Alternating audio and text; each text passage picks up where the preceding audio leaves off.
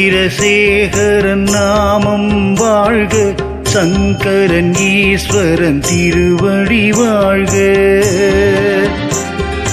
அன்பின் வடிவாயிருப்பவன் வாழ்க, அம்பலவாணன் அவன் புகழ் வாழ்க. கண்கள் 3 உடையவன் வாழ்க, காலம் 3 உணர்ந்தவன் வாழ்க. விண்ணும் மண்ணும் தந்தவன் வாழ்க, விரிசடை கொண்ட பரமன் வாழ்க.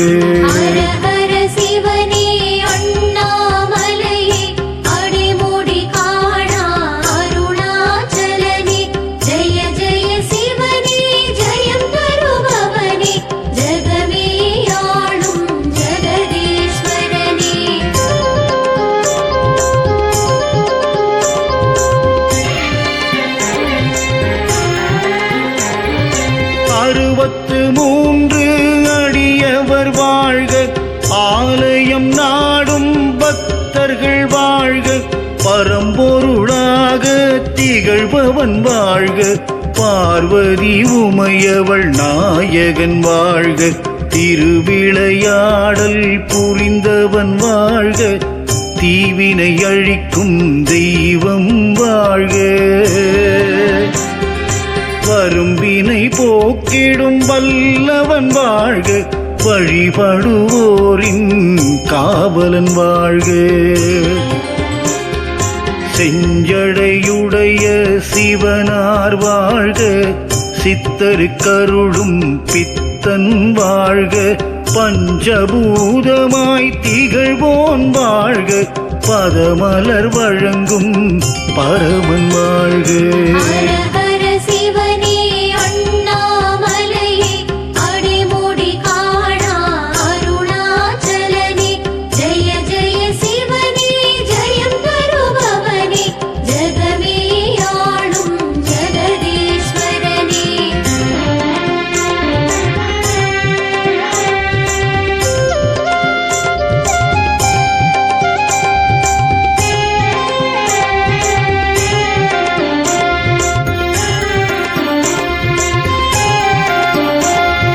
தோட்டத்தில் வாழை இலையினை பறிக்க பாலகன் ஒருவன் சென்றிடும் வேளையில் அரவம் தீண்டி உயிர் துறந்தானே. அனைவரின் கண்களை கலங்க வைத்தானே. வீதியின் வழியே நாவுக்கரசர் வருகின்ற போது அழுகுரல் கேட்டு நடந்ததை அறிந்தார், மனமே துடித்தார். நம சிவாயனை ஒரு முறை நினைத்தார். பாடலை பாடி பாம்பினை அழைத்து நஞ்சினை வெளியே எடுத்திட வைத்தார். இறையருள் பெற்ற சிவனடியாராய் இன்றும் அவரை உலகம் வணங்கும்.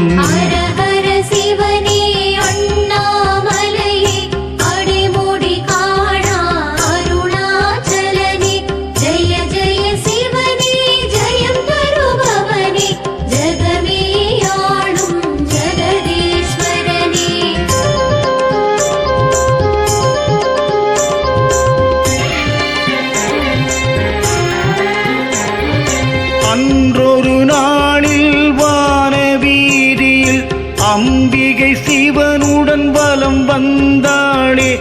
எங்கோ ஓரிடம் குழந்தையின் அழுகுரல் செவிகளில் மோதிட ஒரு கணம் நின்றாள். ஆள் நடமாட்டம் இல்லா இடத்தில் அழகு நிரம்பிய குழந்தை ஒன்று பசியுடன் அழுவதை பார்த்தாள் சக்தி. தாய்மை பொங்கிட குழந்தையை எடுத்தார். குழந்தையின் பசியினை தாயவள் தீர்த்தா. ஞான சம்பந்தர் எனும் பெயரும் இட்டாள். அருவியை போலே கவிதை பாடிட அன்னை உமையவள் வரமே தந்தார். சிவனே அண்ணாமலையே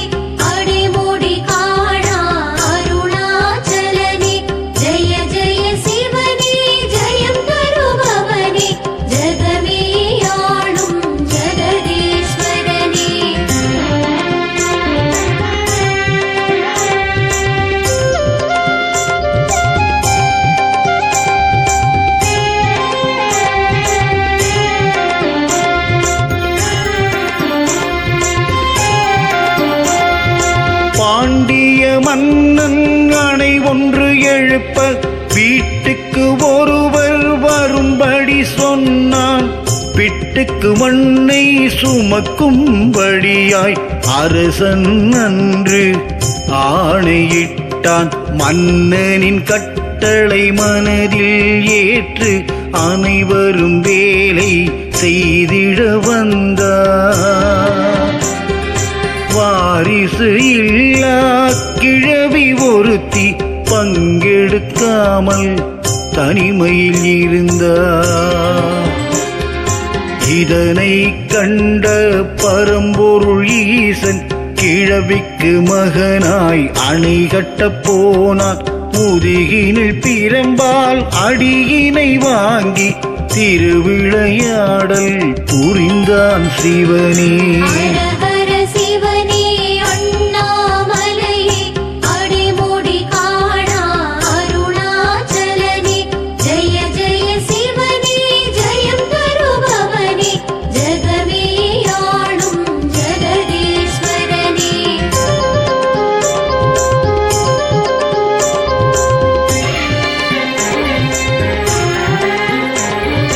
பாண்டிய நாட்டு மன்னன் தனக்கு விசித்திரமான ஐயம் வந்தது.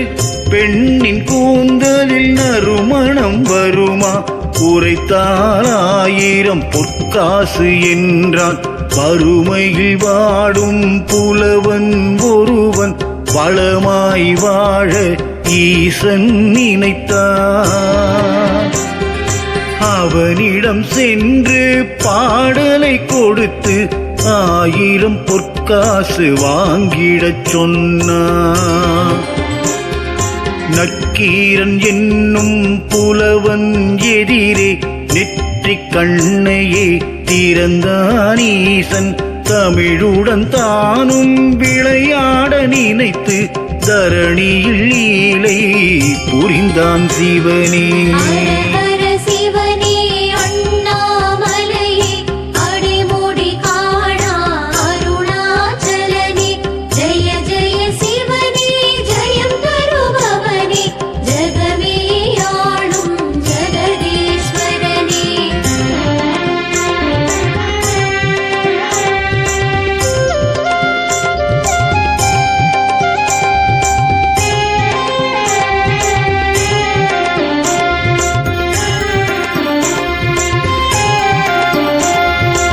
இசையில் மமதை ஏந்திய ஒருவன் பாண்டிய நாட்டினை வந்தடைந்தானே. பாடும் பாட்டுக்கு பரிசாய் இந்த பாண்டிய நாட்டை தரும்படி கேட்டான். தனக்கு நிகராய் எவருண்டு என்று தலைகனத்தோடு இருந்தவன் மனதை மாற்றிட சிவனே பாடிட வைத்தான். பாணபக்தரை வென்றிடச் செய்தான்.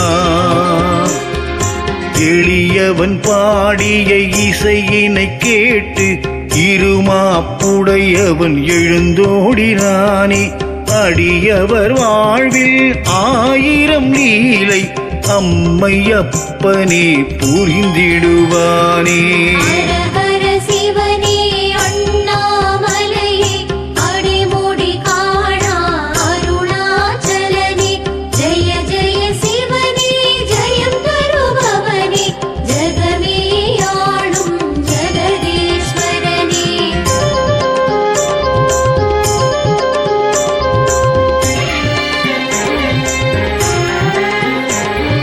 பக்தியின் ஆழம் எதுவென காட்ட பரமன் லீலை புரிந்திட நினைத்தான். திருநீலகண்டனின் இல்லம் சென்று திருவோடு ஒன்றை கையில் கொடுத்தான். புண்ணிய தலங்கள் போய் வந்த பின்னே திருவோடை நானே பெறுவேன் என்றார். அதுவரை இதனை பாதுகாத்திட அன்புடன் கட்டளை இட்டான் சிவனே. மறுநாள் முதலாய் திருவோடு மறைய நீலகண்டனோ நெஞ்சம் துடித்தான். உயிரை மாய்த்திட எண்ணிய வேளையில் ஈசன் தோன்றி நல்லருள் புரிந்தார்.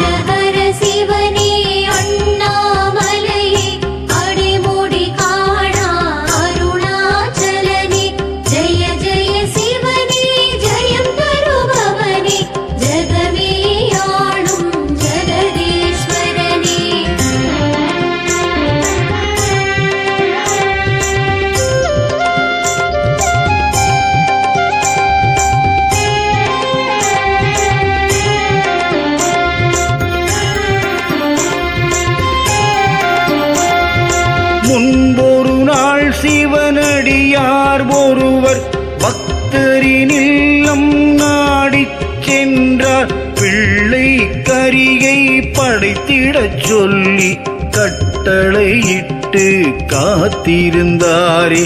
பக்தர் தனது ஒரு ஆண் வாரிசு பிள்ளையை பலியிட முடிவெடுத்தாரே. சிரசை கொய்து கரியும் சமைத்து சிவனடியார்க்கு அன்புடன் படைத்தார். நடந்ததை அறிந்த நாயகன் ஈசன் நாடகம் தன்னை முடிவுறச் செய்து இறந்த பிள்ளையை உயிர்ப்பித்தாரே. பக்தரின் வீட்டில் அருள் பொழிந்தாரே.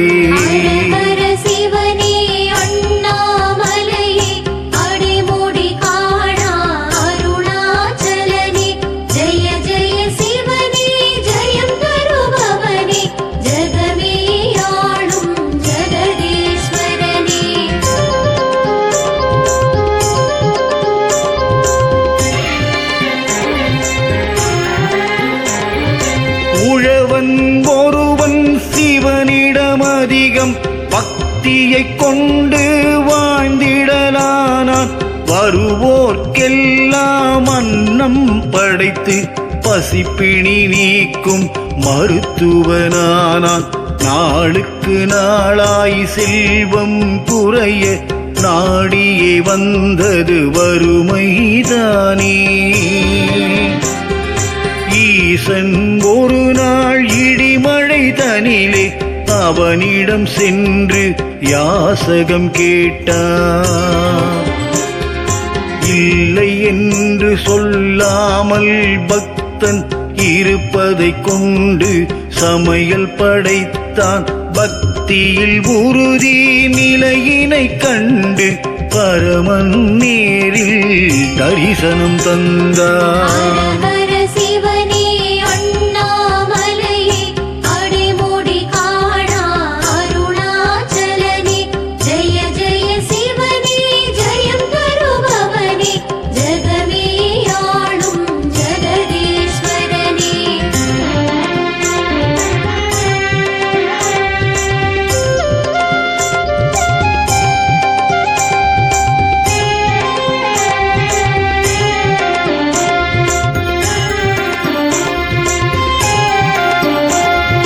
கண்ணப்பர் என்றொரு அடியவர் இருந்தார்.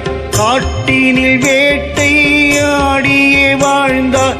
அங்கொரு இடத்தில் கவனிப்பாரற்று சிவனது விக்கிரகம் இருப்பதைக் கண்டார். சுத்தம் செய்து தீபம் ஏற்றி இரு கை குவித்து வணங்கியே நின்றார்.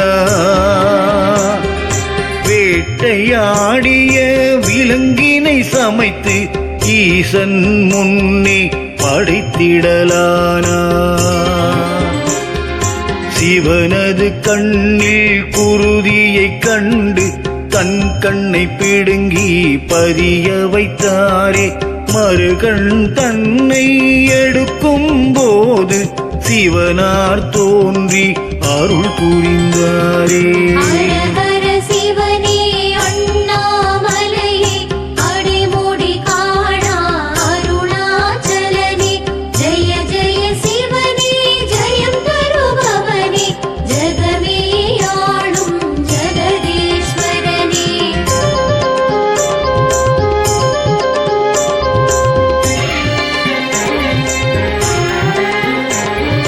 பக்தியில் மூழ்கிய அடியவர் வாழ்க, பாவங்கள் நீக்கிடும் பரமனும் வாழ்க, சிக்கலை தீர்க்கும் சிவனார் வாழ்க, சிந்தையில் சிவனை வைத்தவர் வாழ்க, எல்லா உயிரிலும் இருப்பவன் வாழ்க, எளியவர் அன்பை ஏற்பவன் வாழ்க, பொல்லா பிணியை அழிப்பவன் வாழ்க, பூஜைகள் செய்திட மகிழ்வோன் வாழ்க, சோதனை செய்வதில் வல்லவன் வாழ்க, சொக்கநாதனாம் ஈசன் வாழ்க, பாத கமலத்தை பணிந்தவர் வாழ்க, பரம்பொருள் வழங்கும் திருவருள் வாழ்க.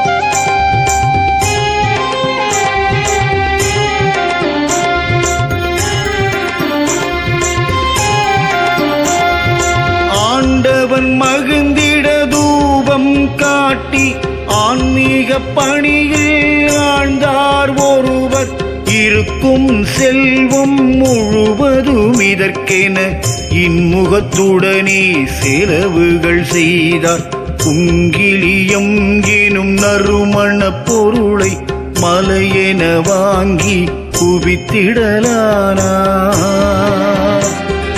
நாட்கள் நகர அனைத்தும் கரைந்து இயலா நிலைக்கு வந்திடலானார்,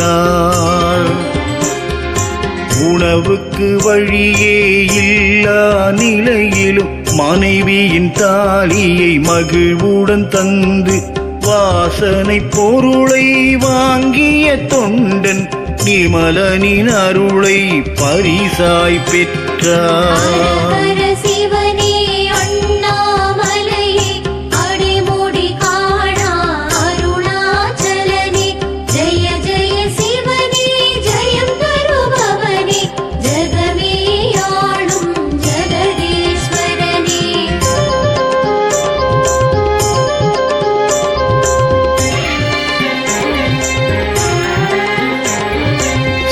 சிவனடியார்கள் எது கேட்டாலும் இல்லை என்றே சொல்லறியாமல் இருப்பதை கொடுத்து இறைப்பணி செய்து இனிதே வாழ்ந்தார் தொண்டர் ஒருவர், குழந்தை இல்லா குறையினை போக்க இறைவனை வேண்டி பெண் சிசு பெற்றார், பருவம் வந்ததும் திருமணம் முடிக்க நன்னாள் குறித்து காத்திருந்தாரே,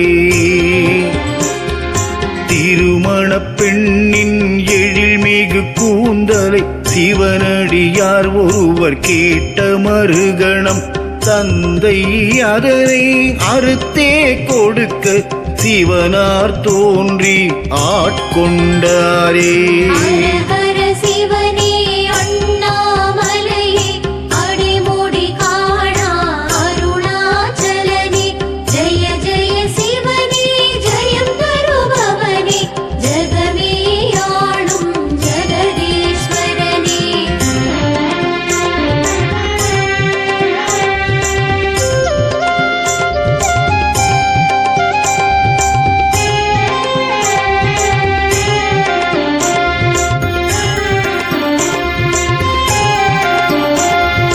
சந்தனம் அரைத்து இறைவனுக்கு அளித்து நிம்மதி அடைந்தார் தொண்டர் ஒருவர், தன்னிடம் இருக்கும் செல்வத்தை எல்லாம் அதற்கே வழங்கி ஆனந்தம் அடைந்தார், இருப்பதை எல்லாம் இழந்த பின்னாலும் இறை தொண்டு எண்ணம் குறைந்திடவில்லை,